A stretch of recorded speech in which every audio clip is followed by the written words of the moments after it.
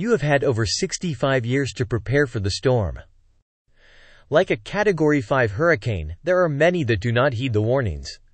Probably two of the greatest speeches made in America. The speeches were made by Robert Welch 66 years ago in 1958 and 15 years later in 1974. He was warning America. I don't ask you to believe anything I say. Draw your own conclusions. The only thing I ask of you is to open someone's eyes to the facts that I present.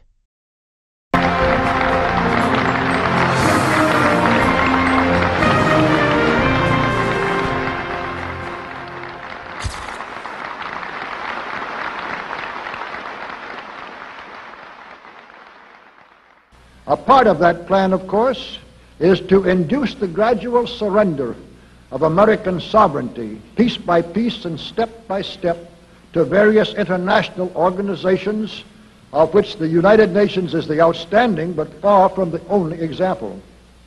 Now, here are the aims for the United States. 1. Greatly expanded government spending for every conceivable means of getting rid of ever larger sums of American money as wastefully as possible. 2. Higher and then much higher taxes. 3. An increasingly unbalanced budget despite the higher taxes. 4. Wild inflation of our currency. 5. Government controls of prices, wages, and materials, supposedly to combat inflation. 6. Greatly increased socialistic controls over every operation of our economy and every activity of our daily lives. This is to be accompanied, naturally and automatically, by a correspondingly huge increase in the size of our bureaucracy and in both the cost and reach of our domestic government. 7. Far more centralization of power in Washington and the practical elimination of our state lines. There is a many-faceted drive at work to have our state lines eventually mean no more within the nation than our county lines do now within the states. 8. The steady advance of federal aid to and control over our educational system, leading to complete federalization of our public education. 9. A constant hammering into the American consciousness of the horror of modern warfare, the beauties and the absolute necessity of peace. Peace always on communist terms, of course.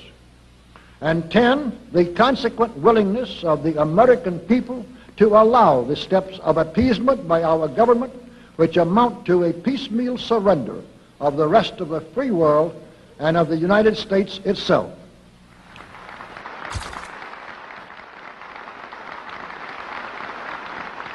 So brush the insider's dust out of your eyes, my friends, and the communist soap suds out of your brain, and ask yourselves in all honesty, what on earth is wrong with the United States simply minding its own business?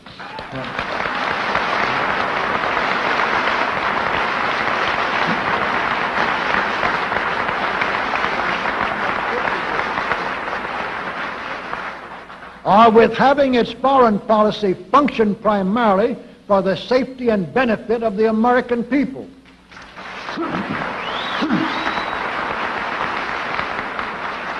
Which is exactly what we had done for the first 140 years of our existence as a nation, to the incredible advantage of ourselves and everybody else.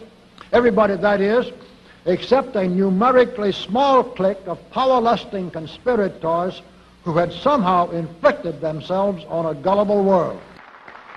While we turn to a very brief summarization of what we hope the John Birch Society will help and even sometimes lead the American people to accomplish during the next 15 years. 1. Our first and most important specific undertaking should be to restore the complete independence of the United States.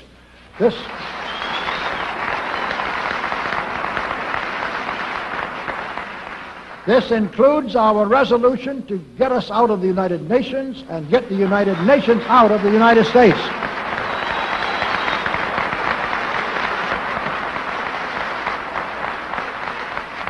Two, we must once again make our money freely redeemable in gold at some realistic price.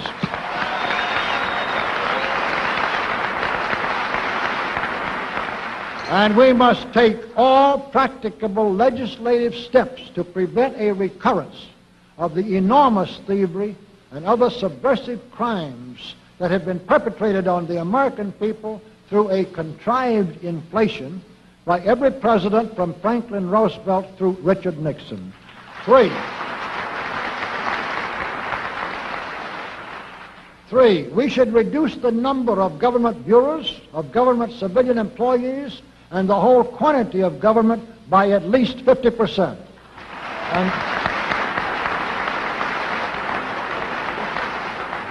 And we should achieve at least this much reduction in proper fashion through gradually convincing a majority of the American people of the wisdom of such a course. Four, we should withdraw all American troops from every spot on earth that is not American soil, except when and where such troops may be required, as decided by Congress, to protect American lives and property from criminal vandalism.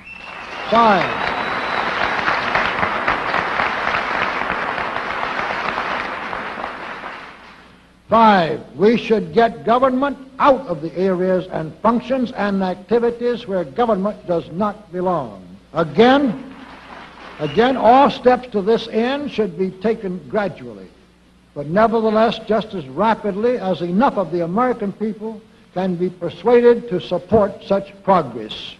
Any such achievement will require a truly massive educational force, but that's exactly what we hope to build during the next 15 years. We could go ahead for at least 100 numbered items, but the John Birch Society will undoubtedly be working on more than that many specific projects, which will be laid out in its bulletins before another 180 months will have rolled around. And all of these projects will fit into the general pattern indicated by the 5 major objectives listed above. So let's really wind up this marathon monologue with one final thought. None of us can guarantee anything about what the future will bring.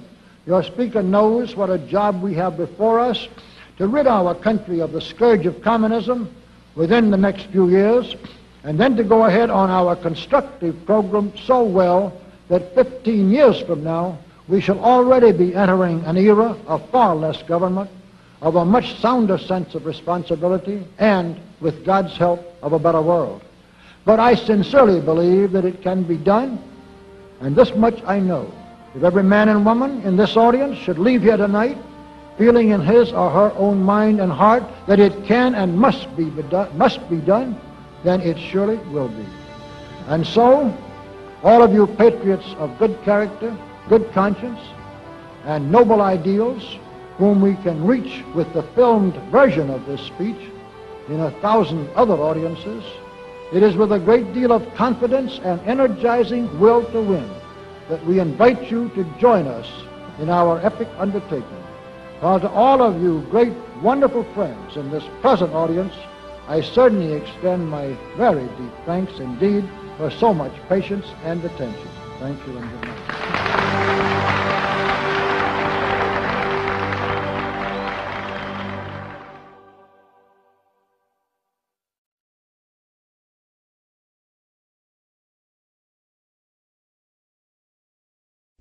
How many of Mr. Welch's predictions have come to fruition? That's right, complacency has allowed this to happen. But I don't want to get involved. You are involved whether you want to or not. It affects everyone.